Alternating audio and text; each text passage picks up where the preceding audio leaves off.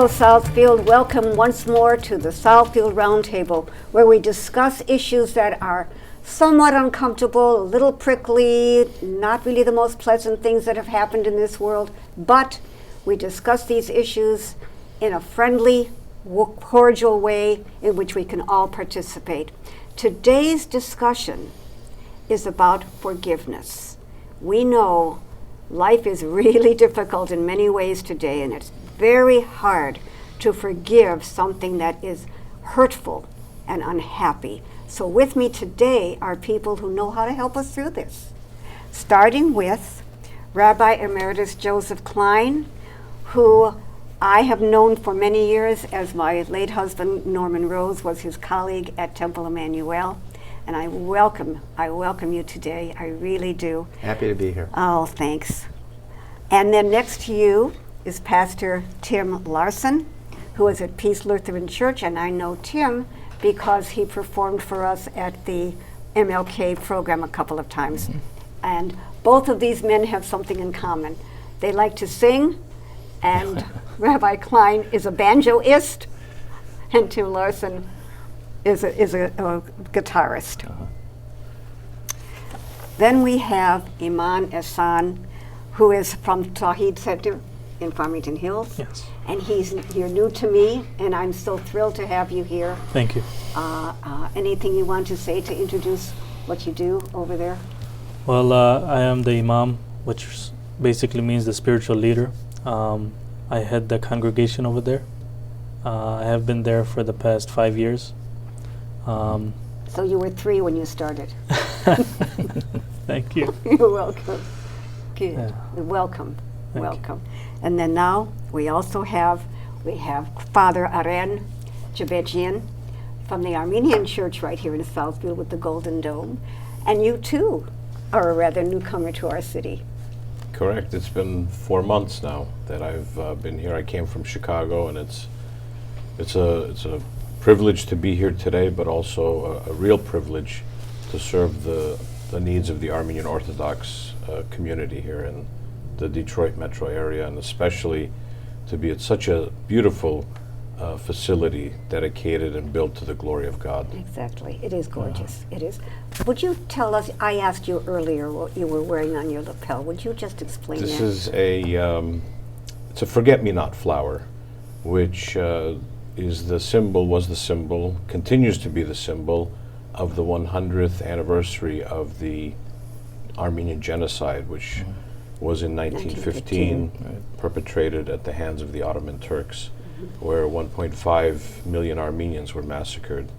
And so last year we had commemorations and celebrations because for the first time in hundreds of years, the Armenian Church canonized, made saints, those people who died for their faith and for their homeland. So it was a banner year for us, and we continue to live the spirit of our martyrs as well as our new saints. Mm-hmm.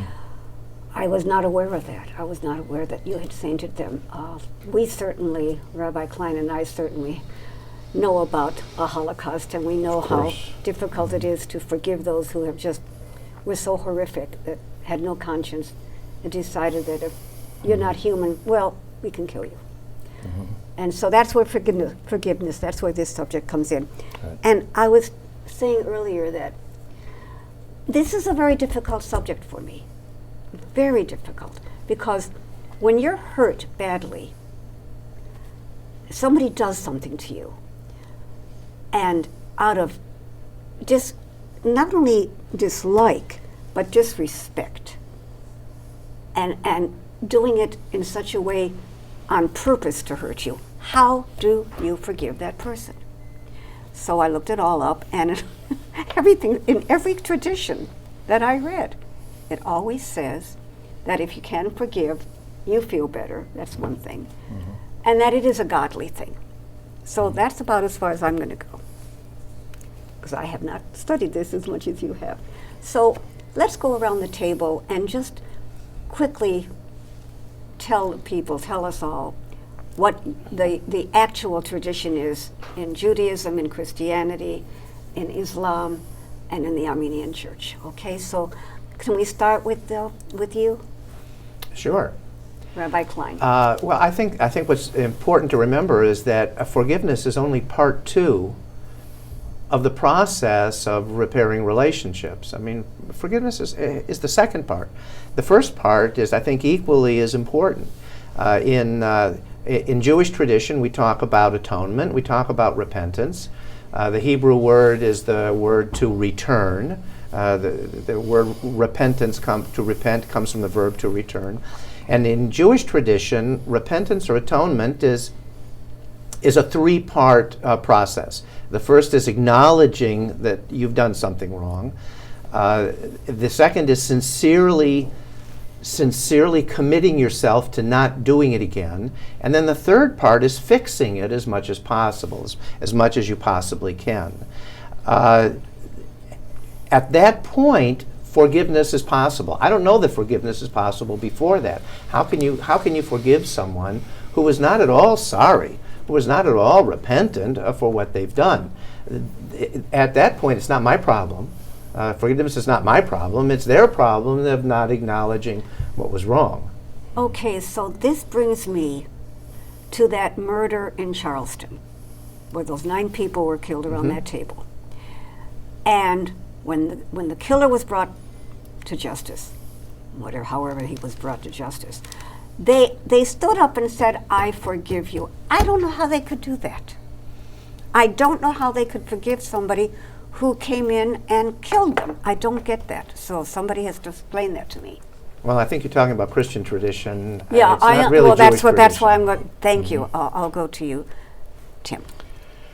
Well, I do believe that there are different nuances, certainly between religious traditions, and in the Christian faith, as I've come to understand it, it's very similar to what you had described. Christians believe in repentance, which is along the same process: the acknowledgement that you've done something wrong, the willingness to do something about it, and then to actively try to fix a relationship, and that is what makes forgiveness more possible. I will say, though, that in my tradition, the Reformed Protestant tradition understands that forgiveness can come without necessarily the repentance of someone else first. I think it's easier to forgive someone when they repent. I think that's pretty obvious. But I'll give you a personal example. In my congregation years ago,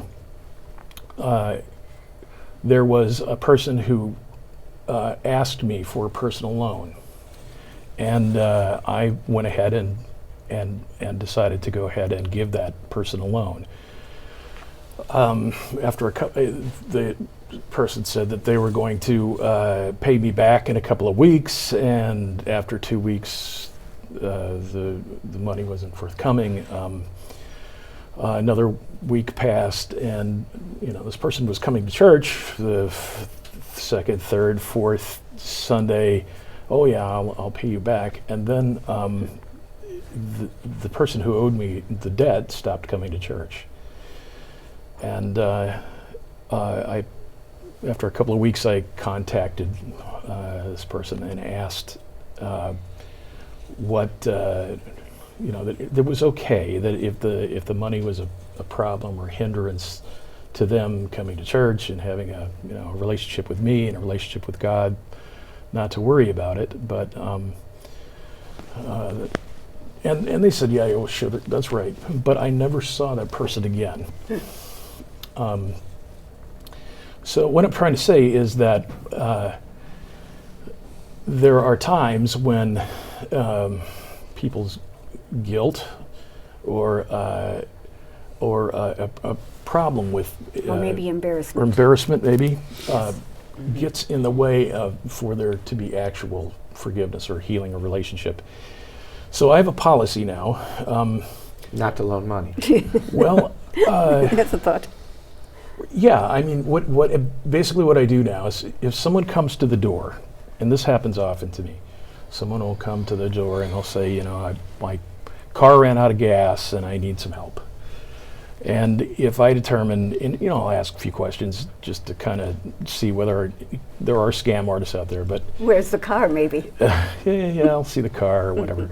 But if I determine that I'm going to give that person money for gas or something like that, I'll pull money out of my own pocket, out of my own billfold, and hand it to you. It might be $10 or something.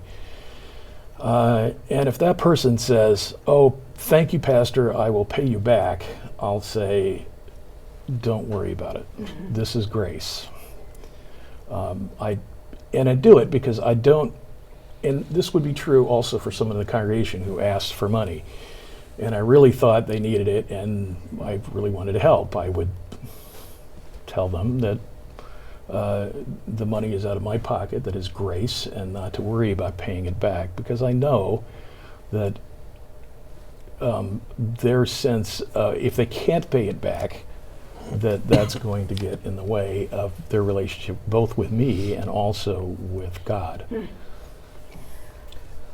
I would like to agree with the rabbi that there's a process. Of course, we know that there's a process, and to your question, Uni, about how does one forgive when somebody doesn't ask for that forgiveness? Well, in the Christian tradition, Christ himself was on the cross and said, "Forgive them, Lord, for they know not what they do."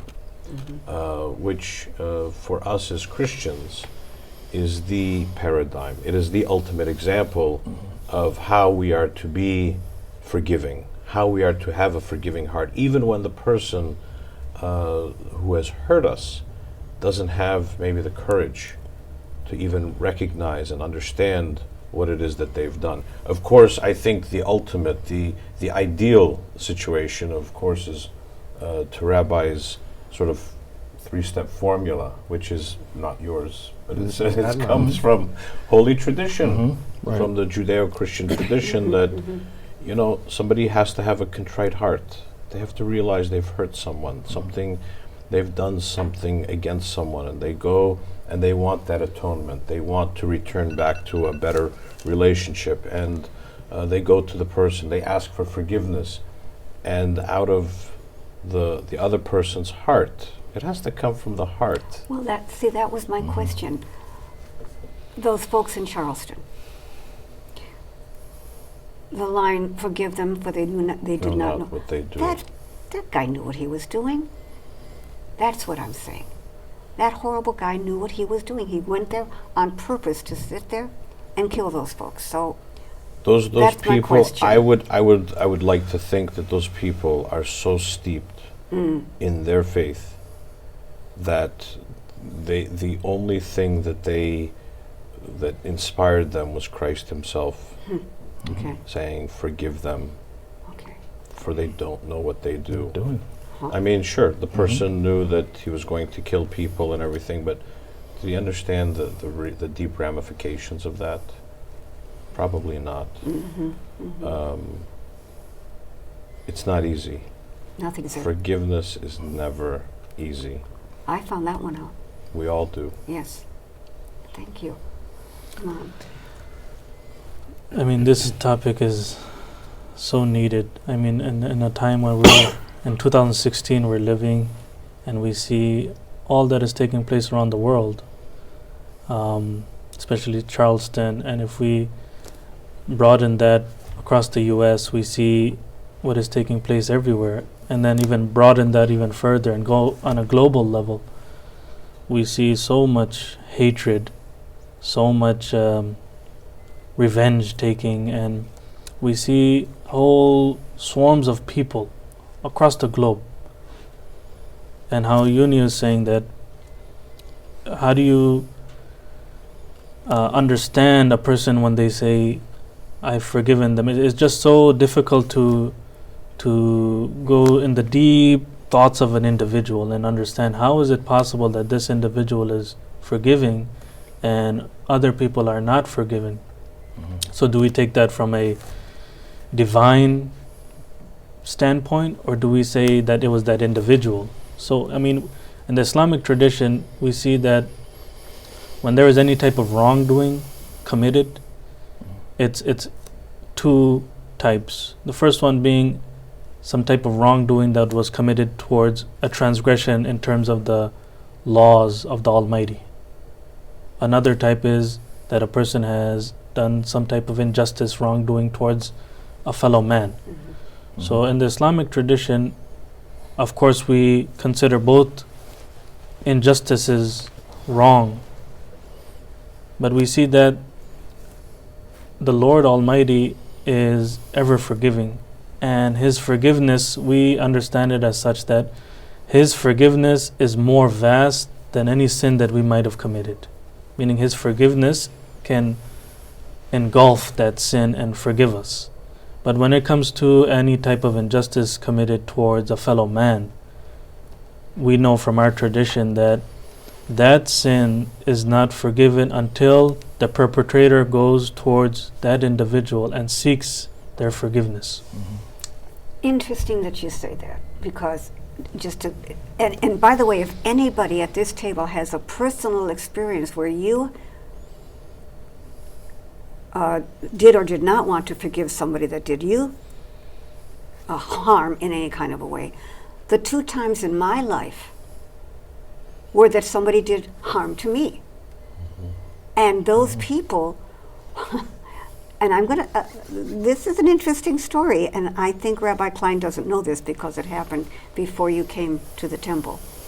But I worked for a talent agency here in town that sent orchestras or musicians to weddings, parties, and one of my jobs was to coach the people at a wedding rehearsal.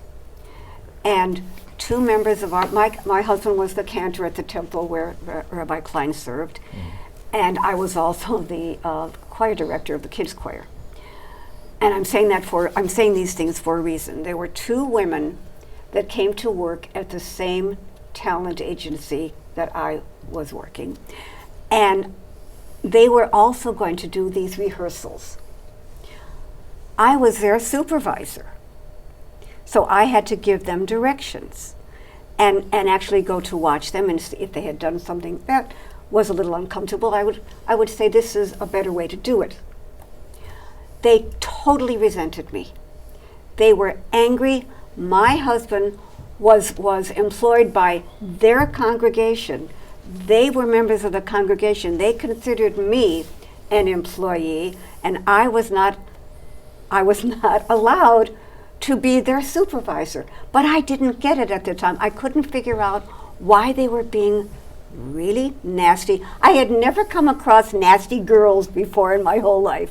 Boy, did I come across those two. And I knew them for years before I started working at that place, and before I brought them in because I thought they were great for the job.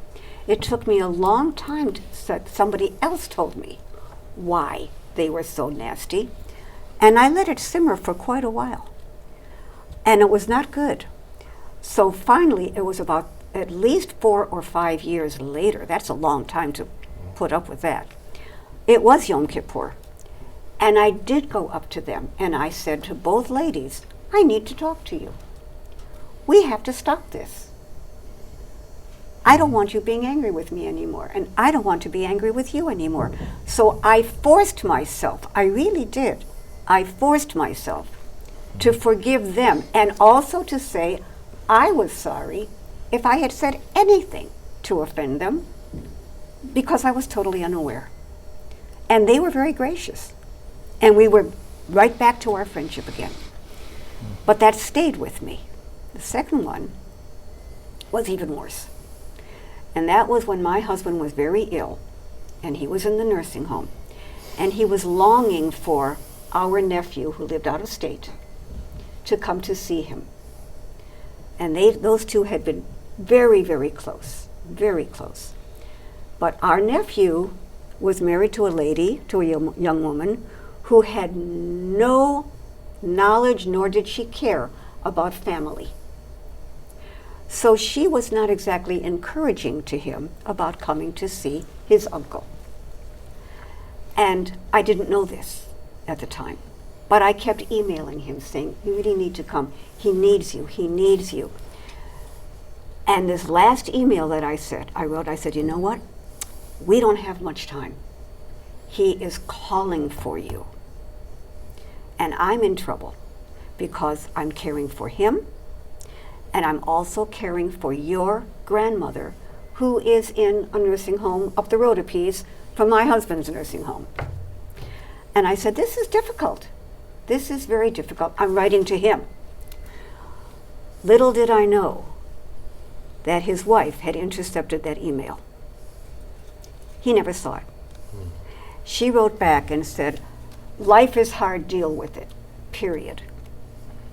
And I wrote back to her, and I said, this was not intended for you, but you answered me, and I'm going to say right now that you are one of the most cruel people I've ever met in my life, and you and I are not going to speak anymore. So, of course, about 4 weeks later, my husband passed. And I called my nephew, and I told him that he was too late, and the funeral would take place, and I did not want his wife at the funeral. And he said to me, I'm sorry, if she doesn't come, I don't come. So I swallowed it very hard, and they came. But I'm still simmering over this, and I can't get rid of it. So that's that story. So how do you deal with that? In every tradition, how do you deal with that? Can I just say Oh, that please. If that's your personal experience, and of course we learn from our experiences. Yes. I have my own personal experiences regarding my son. He was my third born, and before he was born, we were informed by the doctors that he has a heart condition where out of the 4 chambers of the heart, 3 developed and 1 did not develop. So he would require open heart surgery after he's born. And I won't mention the hospital, but it's a very prestigious Michigan hospital. They pride themselves in successful operations, and they're a very good hospital. So after the whole procedure, it was about 7 to 10 days after my son's birth.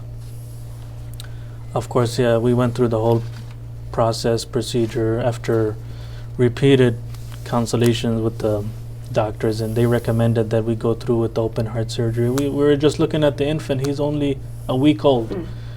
And of course, he ended up passing away. And while myself and my wife, we were leaving the hospital, he's still in the hospital.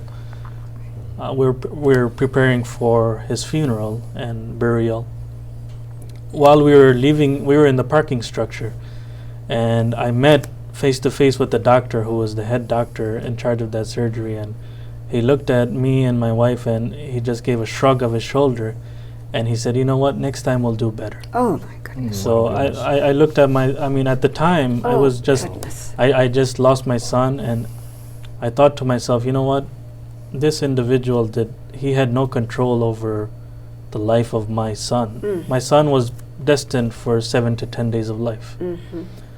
And it really hurt at the time, but then again, he's human. He has no control over the life or death of any individual. But then again, they go back to the prestige level of successful operations and whatnot. And I truly see that, religion, no matter what religion we practice, we find some kind of comfort within it, especially the teachings and the principles that we learn from our religion. We truly find comfort, and it allows us to move forward and just accept the fact that certain things are beyond an individual's control. You can't hold that individual liable or responsible, even though that small little voice inside might say, he's responsible. I'm going to go back for a malpractice suit or something. You just move on. Wow. But that was such a callous thing for him to do. It really, really was. What an awful loss. I'd just like to say that from my own perspective and from the perspective of the Christian tradition, that forgiveness is is something that's conferred by the person who has been wronged. I mean, the person who does the wronging, it does well to repent, right? But if the person who has been wronged refuses to forgive, it's really up to that person to decide one way or the other. And so if we are unable to forgive, if we're unable to forgive, like in your difficult circumstance or others, it's just really hard to get to start over, to move forward, whether it's on a personal level, as you mentioned, or in terms of the Armenian genocide, which is, you know, much greater, something that has an issue that has much more impact on a whole lot of people, and it's really that it seems to me that that's where we wind up with forgiveness. It is a matter of whether we are willing to forgive, and it's difficult to do that, especially if we are hurt. And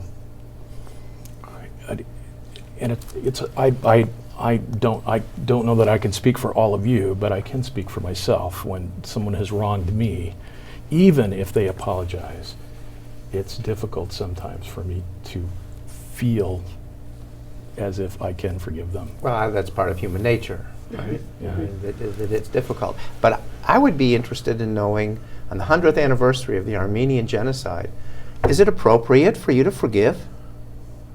I can't imagine that it's appropriate to forgive. Especially when the current Turkish government denies that it ever took place. Well, that only magnifies the problem. They do. And if the person who committed the wrong is no longer around, and there's no longer a possibility of forgiveness, of atonement, there's yes. no longer a possibility of atonement, Over an then you're left apology. all by yourself to try and figure out, what am I going to do with this? That's an easier issue, because I can get rid of. That person's not there anymore. But I don't think it's particularly appropriate to talk about forgiveness for that. Yeah. We have two choices. We can forgive and start to heal and move on, or we end up sort of in this horrible place of victimization. And it's plagued us for 100 years, that we feel this victimization. And whether it's genocide, or it's abuse, or rape, or whatever you want to call it, that sense of victimization is destructive. It is completely destructive. And so, to some extent, the Armenian people do need to start a process of forgiving what took place. Because, as you said, the people that perpetrated, they don't exist anymore. They're not alive. So, you know, what is there? There is no person or entity to go and to forgive. So we need to start moving on in a healthy way, in a healthy situation, both spiritually and politically. Otherwise, it's just going to continue to paralyze us, and we get stuck. We've seen it for 100 years. We get stuck in wanting and demanding and this feeling of victimization. And it translates into relationships every day. You know, if because forgiveness is really about healing and moving on and developing a stronger relationship with the person, right? It's not just about, well, I forgive you and let's coexist. It's about healing, but then making that relationship even stronger. I mean, look at the example in the Christian tradition of the prodigal son. Mm-hmm. I mean, the father not only receives the son back, but lifts him up, gives him a ring, gives him shoes, gives him a robe, and doesn't think that, well, he betrayed me, He made me look foolish. He wanted his share of the inheritance. He wasted all that money, and now I should make him feel bad. I should make him, make up for what The he's guilt- done, the guilt thing. guilt, and make him feel guilty. No, what he did was he lifted him up because he wants a better relationship with that son who wronged him. On the other hand, the older son doesn't forgive the younger son for being such a spendthrift with the money that he was given, that his father gave him. And that, I think, is more human, don't you think? Of course, it's the more human side, and yet that's our That's the struggle. Quandary. That's our That's the struggle. That's quandary. our human nature. Uh-huh. And yet the father pulls him aside and explains to him why he did what he did. The son Because he was dead he was dead and is now alive. and is now alive. Uh-huh. It is in that joy that that son returned, that he's alive, that the father, which is the Christian message of forgiveness, of making relationships better. So in the Islamic tradition and the Jewish tradition, is there a corollary to that somehow? In the Islamic tradition, I would say, of course, these large-scale killings that translate into wiping of a whole people in the form of the Armenian genocide, the Holocaust. Yes. And you can continue going back in our history. You can go back to World War II, Pearl Harbor, World War I. You can go back as far as, I'm sure all of us, we shared the tradition of the first murder that took place, Cain and Abel. Mhm. If we were to, of course, these are absolutely, they need to be denounced, and the perpetrators, they need to be brought to justice. But like you were saying, it's been 100 years. Some of those individuals who this injustice was committed towards are no longer, of course, with us, and the perpetrators are also no longer amongst us. So what I see is, as the time is moving forward, and the next generations are coming in and taking over the world in the sense that they're assuming the responsibility of this vicegerent that human beings have been given by the Lord Almighty. We see that some of these generations, they truly, I don't want to say that they don't care, but it doesn't really bother them in the sense that, for example, of course, there's an Armenian community, there's a Jewish community, there's Christians, there's Muslims in the U.S. If they don't have no connection with that part of the world, do they really care in the That's sense that interesting. Yeah. I see that the generations they have more other priorities, so to say. So from the Islamic tradition, this whole the burden of assuming whatever took place in the past and sort of inheriting that, it's not a type of inheritance that you inherit from the previous generations, whatever took place between them and their perpetrators, but rather we see that just to give us a sort of comfort and a type of understanding that whatever happened between them in their time, in their generation, it's between them and their Lord, and which allows us to more focus on what is taking place right now in the current worldwide politics and whatever is taking place throughout the world. We see millions and millions of people having had to have fled their homes, and whatever is taking place in the Middle East, we see them trying to seek refuge in Europe and whatever. So we see that this allows us to focus on the now. And of course, I'm not saying this to belittle what took place in the past. It's just that we see that the current generation doesn't really matter to them. Of course, we remember, for example, even in the recent past, 9/11, my children, they were born post 9/11. And the only reason that they know about 9/11 is because it's repeated on an annual basis, a type of memorial, a type of reminder. But to them, it's a whole different world. Of course, they're living in post 9/11. We were in 9/11. It goes back to, like, for example, Pearl Harbor, whatever took place between the Japanese and the Americans.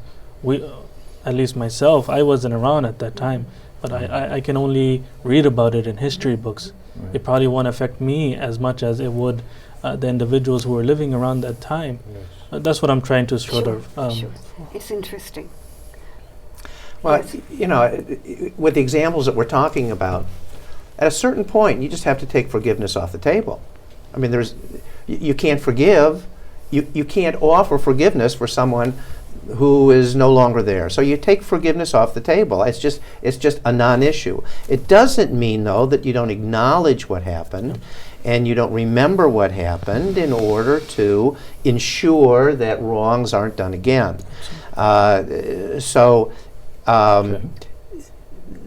You know, we use the expression, I can forgive but not forget. Yes. And maybe that remembering is the most important part of the process, because ultimately the remembering is what I have for myself and what I can give to my community, that together we remember, because it's important to remember.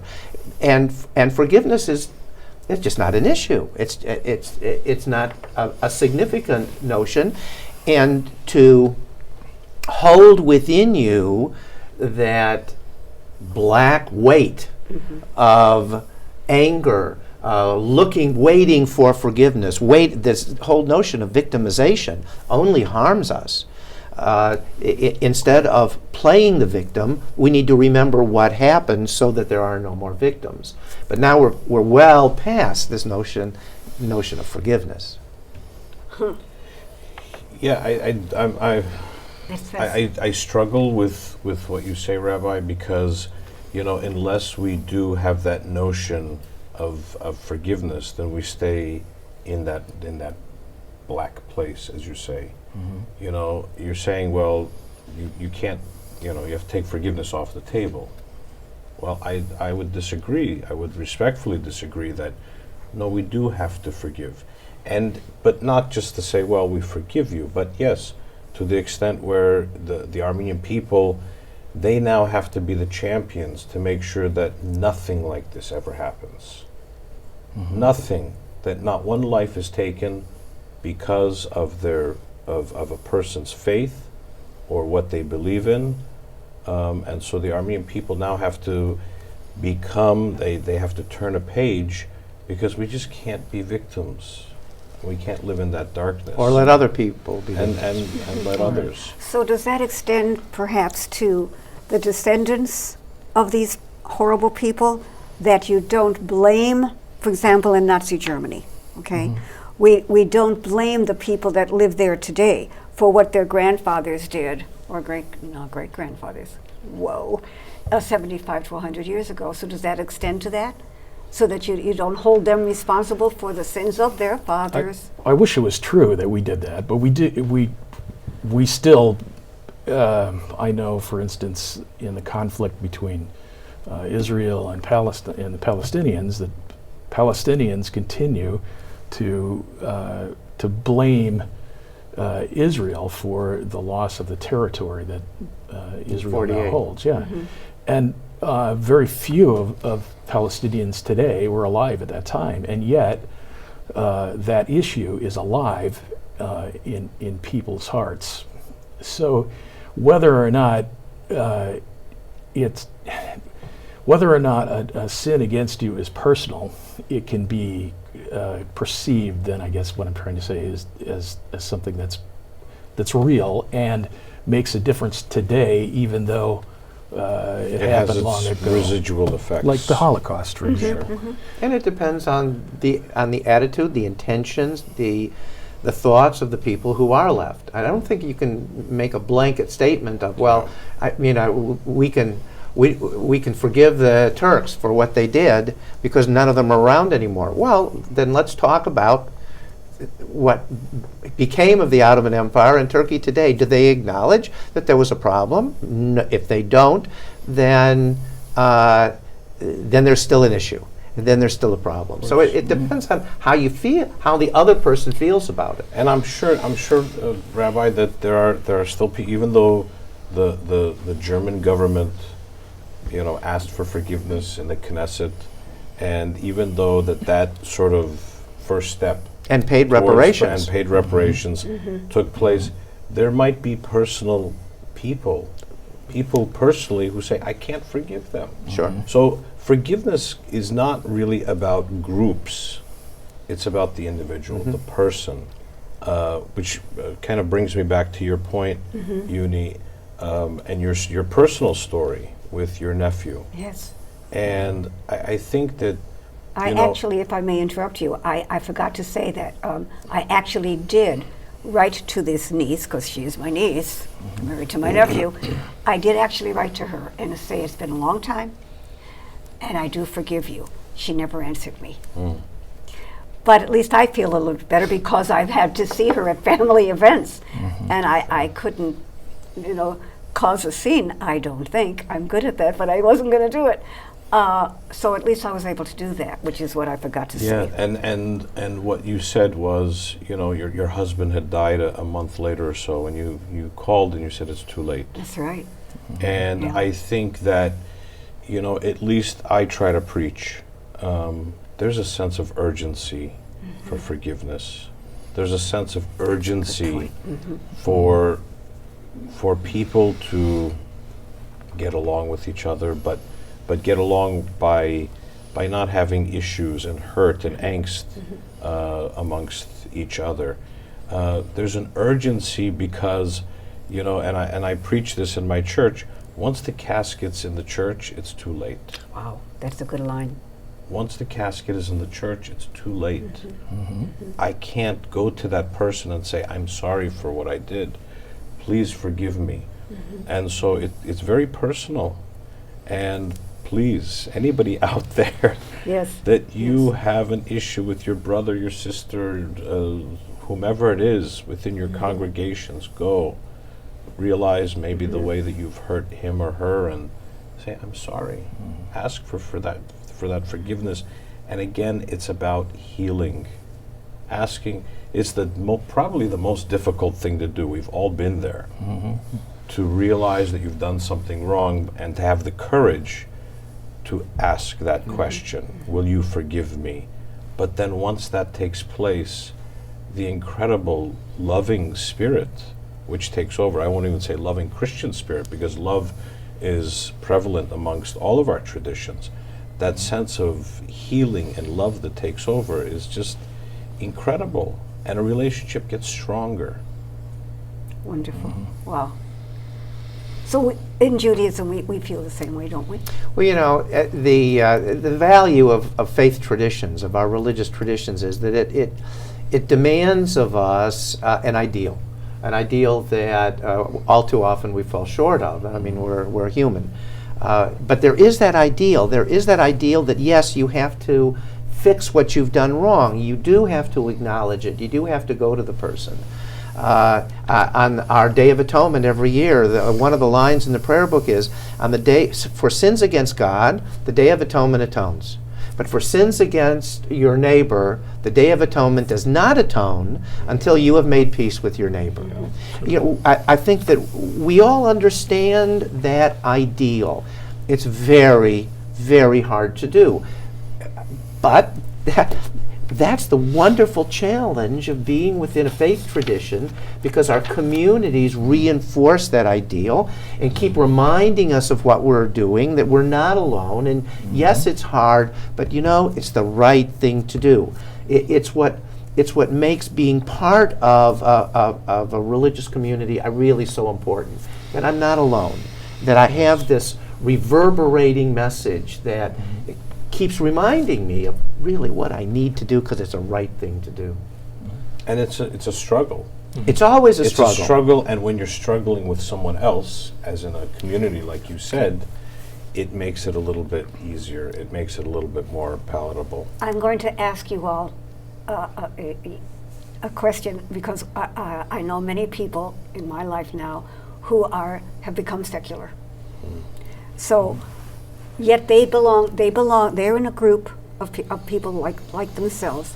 So I'm wondering, I haven't discussed this with them, but I'm going to ask you, do you think that by being secular, by being non-believers in the God entity, I always say that, can they get the same kind of comfort from each other, being that everything depends on what that's inside of them and in their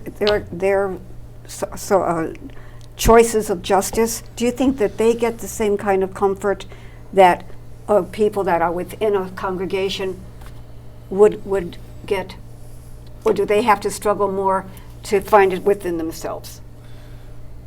Well, in the Islamic tradition, we see that every single human being is born with a natural, a nature within themselves that is pure.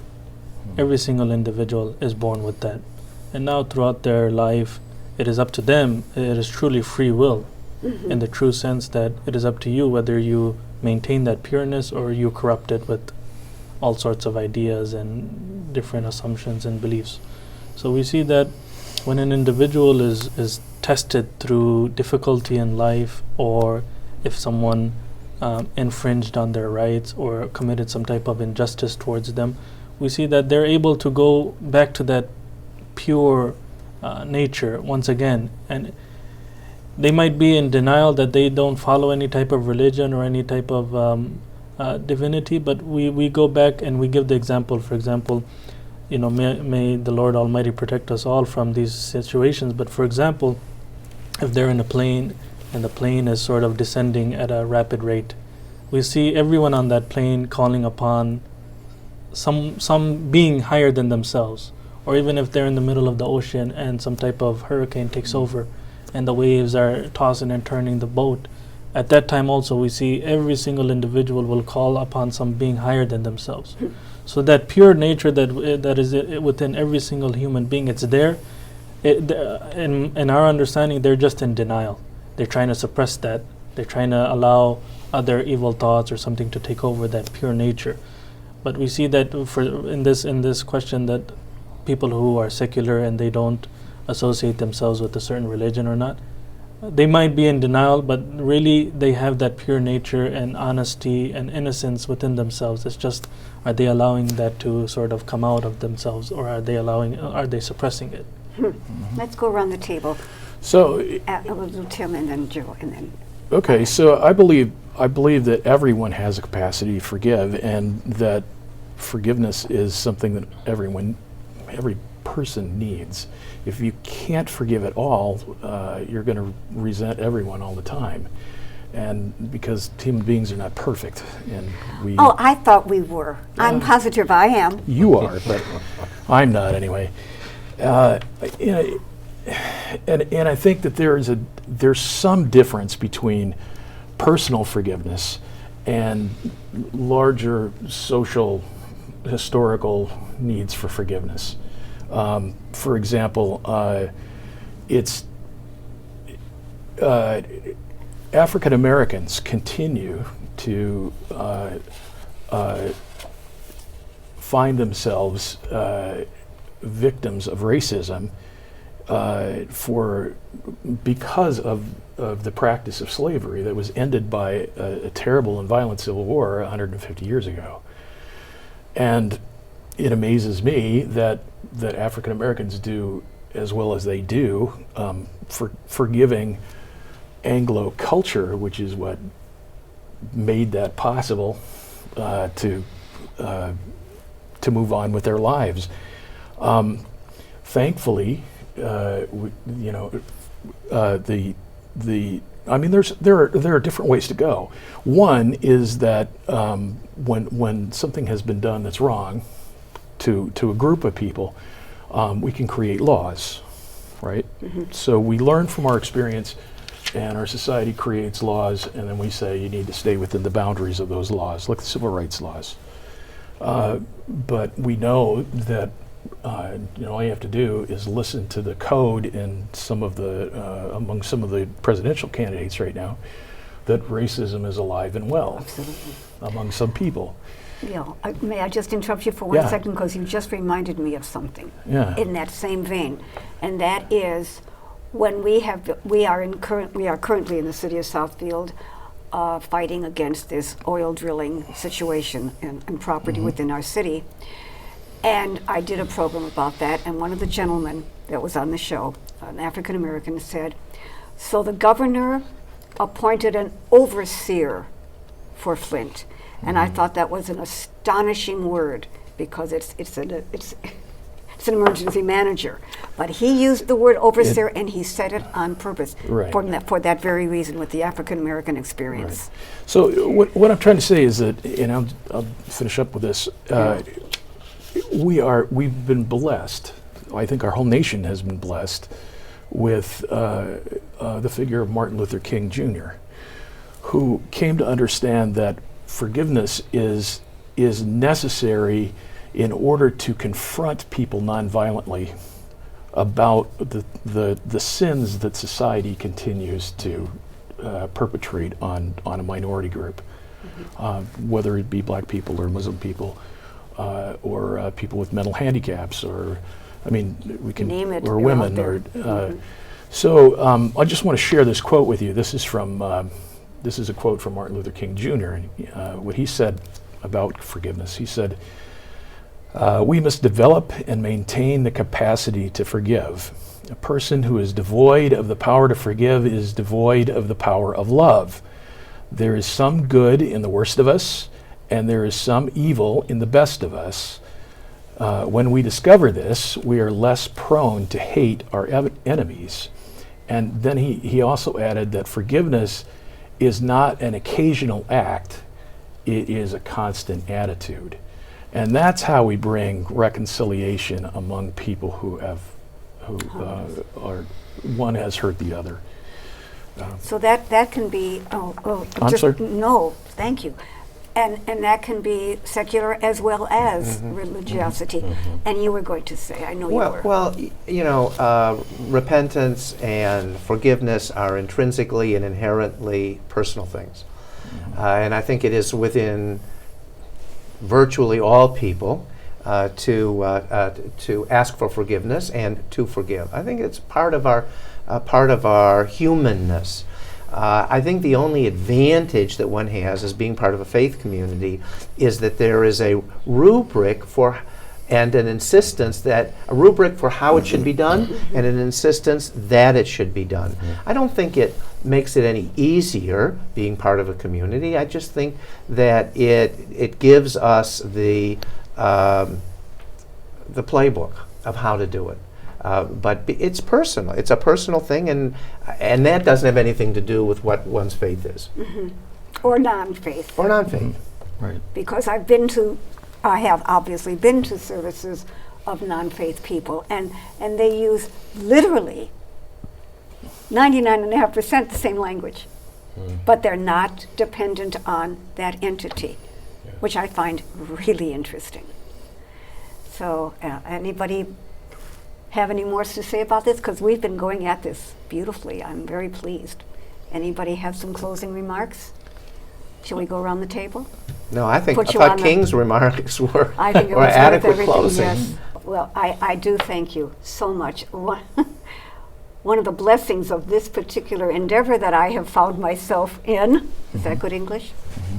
Preposition at the end of the line, is that I get to see I get to meet people like you that I've never met before, and continue to use the people that I admire so much, that I've known for so long.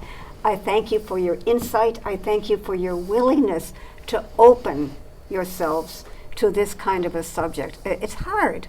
It's hard to talk about, and I'm just so pleased, and thank you all. Thank you so very much. And Southfield, I want to also thank our Cable 15 people who work so hard to bring us interesting and imaginative, worthwhile programming to our city and beyond, because we are on YouTube, which is very exciting. And we're also on the Facebook page of Southfield Cable 15. So I thank you all, and I thank my Cable 15 people, and I say to you all, Southfield and beyond, keep on talking. We need to speak to each other. Mwah!